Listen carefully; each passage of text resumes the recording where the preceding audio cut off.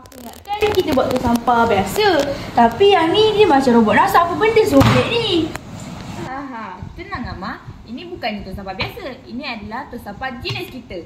Wow. 3 dalam 1. Ia bukannya boleh mengasingkan sisa, tapi juga tunjuk bagaimana boleh diproses dan secara simbolik ditukarkan kepada tenaga. Sensor pintar yang membantu untuk buka dan menutup tong sampah. Sensor akan dikesan jika suatu objek mendekati seperti tangan. Sistem penapis 3 peringkat pula menjadikan kita semula lebih sistematik dan efektif. Wah, menarik. Bahagian atas ini dilengkapi dengan sensor pintar yang boleh kesan bila tong dah penuh. Bila itu berlaku, sisa akan berisyarat automatik. Di dalamnya pula ada jaring besi dan kain penapis yang berfungsi untuk asingkan sisa besar, habuk halus dan air. Kami juga reka 3 laci penapis, satu untuk sampah besar, satu untuk habuk dan satu lagi untuk air. Ia bertindak seperti model kecil kepada sistem waste to energy sebenar. Dan waktu malam, lampu LED akan menyala, bukan sahaja untuk keselamatan, tapi juga sebagai simbol bahawa tenaga sedang dijana. Tong ini juga ada roda dan pemegang supaya senang dialihkan ke mana-mana, terutamanya di kawasan sekolah. Kami juga letakkan ruang khas untuk simpan penyapu, pengawet dan pengepit supaya semua alatan pembersih hanya tersusun dan mudah dicapai.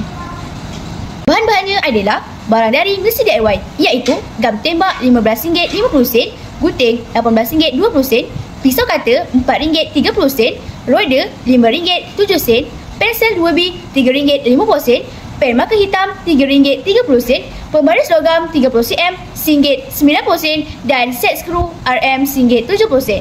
Manakala barang bukan mesin DIY pula, plastik duk sinar RM7 80 sen, jaring besi RM19 90 sen, baju lama free, sensor RM15 60 sen, lampu sensor RM11 30 sen, solar RM50 90 sen.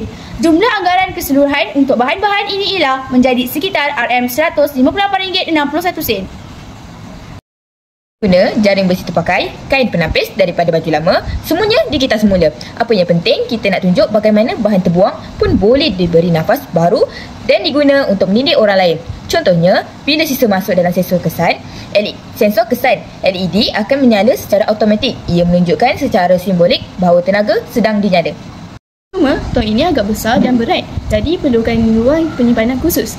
Kos buatnya pun sedikit tinggi berbanding tong biasa dan pengguna perlu tahu cara guna sistem dengan betul. Tong sampah ini dilengkapi dengan pemegang yang boleh ditarik dan roda di bahagian bawahnya untuk memudahkan pergerakan dan pengendalian. Dan tong ini bukan sekadar tempat buang sampah. Ia adalah alat pendidikan, sistem pengasihan pintar dan simbol kepada masa depan yang lebih hijau. Waste the energy, innovate for a greener future. Tong sampah genius dari sisa ke kuasa.